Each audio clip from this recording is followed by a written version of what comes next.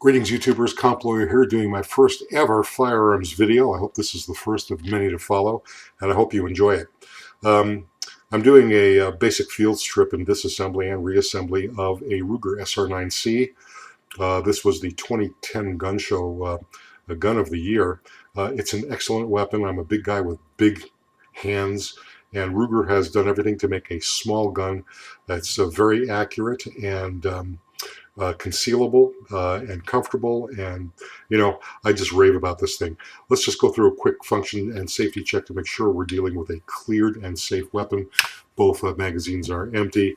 You see the magazine has been taken out. Our action is open. Chamber is clear visually. We put our finger in there, make sure there is no round in the chamber, and it is not. It is clear. So we see that we've got now a clear weapon.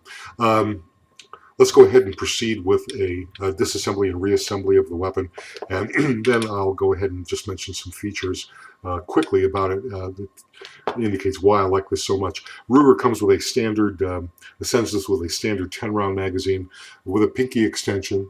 There you go, pinky extension. This is great. I can wrap my big mammoth hands around this. My pinky gets a nice wrap around that groove. It also makes the weapon very concealable. You'll see here with the slide in, we've got a fairly short grip, makes it very concealable. Ambidextrous magazine release, by the way. And then we've got the longer extension, and you can see that it is a nice fit. It's got this little sleeve that, of course, keeps the aesthetics going, and this gives you the capacity for that you might want with a 9mm, especially for home defense. Again, we're going to press the ambidextrous release, drop the safety. Let's proceed with the takedown. We've got our weapon is cleared. We have the slide locked back. The chamber is open. Ruger has an ejector. You can see the little shiny thing right about in the middle, right there. That is the ejector. You need to push that down. Rugers, for some reason, have this issue. You have to push that ejector down. Let's do that before you remove the slide off the frame. You have to press a takedown pin right there. That's the large pin. It's going to be tight at first, very tight. It loosens up the more you break it down, and you'll see that that has caused the takedown pin to stick out the other side. Just grab hold of that and continue pulling it out all the way. Place it aside for later reassembly. Okay, again, we have a cleared weapon. We have depressed the ejector. We're ready now to remove the slide from the frame, and you do that by just grabbing on and just sliding the frame right off. Sliding the slide right off the frame.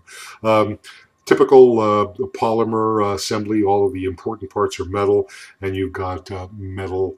Unlike some other polymers, cheaper ones, you do have steel rails to guide the slide back onto the frame.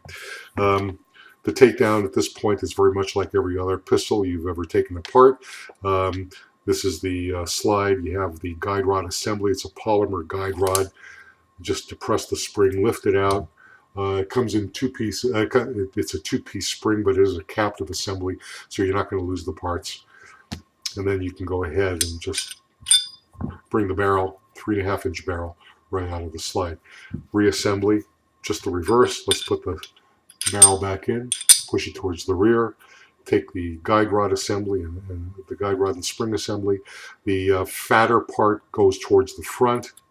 The face of the rear, smaller or narrower part, it goes towards the bolt. You just press the spring again, push it down, so it interfaces in a little groove right on the lug of the barrel, and just make sure, just give you a visual check, make sure that it's roughly parallel to the slide, and we're ready to go. Put it back on by lining up the rear of the slide with the steel guide rails, and we're going to push the slide back and we're going to lock it. We take our takedown pin, put it back, and we take a magazine, put it into the grip. What that does is it returns the ejector to the original position it was in, and then we can release the slide and do a dry fire. and it's okay to dry fire a Ruger.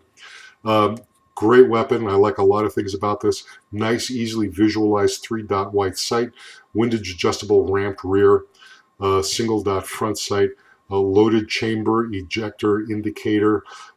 This pops up. It's very clear, so you get a visual and physical example of a chambered round or status. Beautiful double action only trigger. You can see there's not that much travel. It's nice and crisp, shoots accurately. Gives you both the defensive and concealed carry capacities with the 2 magazines they supply. You know, I love this gun. I recommend it highly. And I recommend that you tune in for further videos.